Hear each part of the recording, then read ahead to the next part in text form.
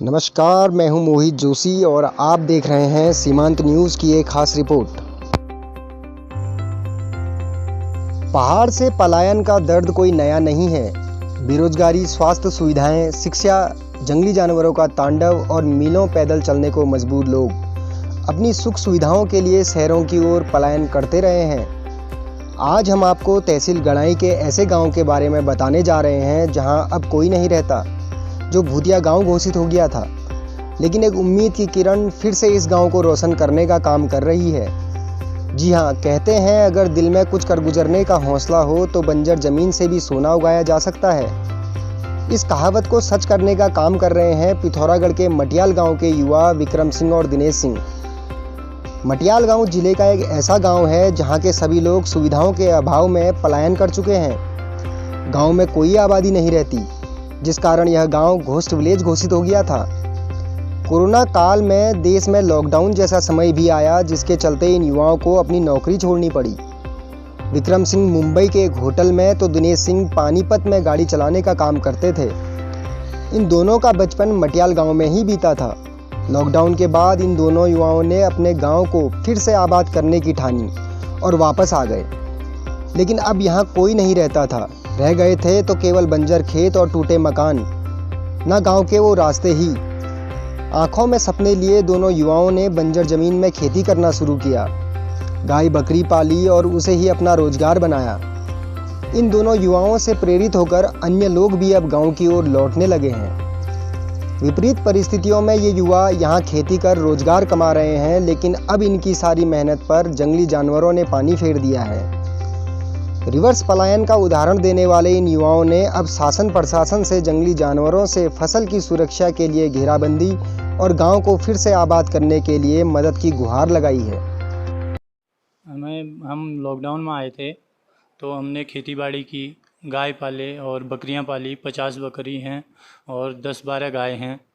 तो हमने गौशाले बनाए, उधर रहने के लिए इंतज़ाम किया, उधर ही रह रहे हैं अभी।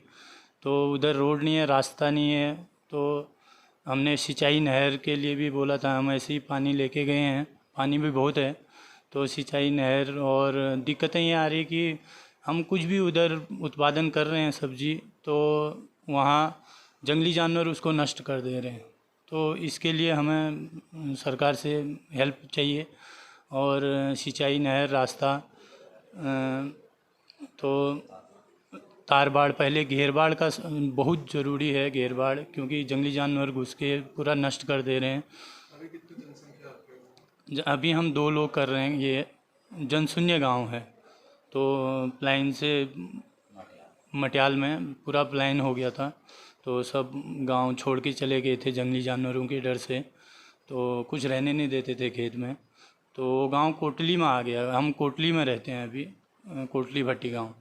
तो ये मटियाल ग्राम सभा जमतोला में आता है।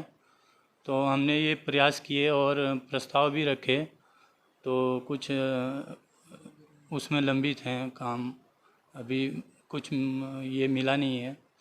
तो अगर हेल्प, ये सहायता अगर हमें मिलती है मदद सरकार से, तो बहुत से लोगों का उधर रोजगार का एक ये बन जाएगा। ये मेरे संज्ञान में आया था रिवर्स पलायन करके। कुछ हमारे जो नवयुवक हैं वो लोग आए थे। वो मेरे पास कुछ योजनाएं लेकर भी आए थे बनकोट के गांव में। उनकी जो योजनाएं थी वो काफ़ी अच्छी थी कि वो पूरा सबका कलेक्ट करके चक बना के उसकी घेरबाड़ करना चाह रहे थे। उसमें पॉली हाउस या जो भी हम मैकेनाइज्ड जो यंत्र देते हैं उनकी वो मांग कर रहे थे। तो हमने उसको, क्योंकि वो हमारा पलायन वाला गाँव है, तो हमने उसको मुख्यमंत्री पलायन रोकथाम योजना में पूरा प्रपोजल बना के शासन को प्रेषित कर दिया है। अभी शासन लेवल पर जो SLEC है उसकी मीटिंग नहीं हुई है।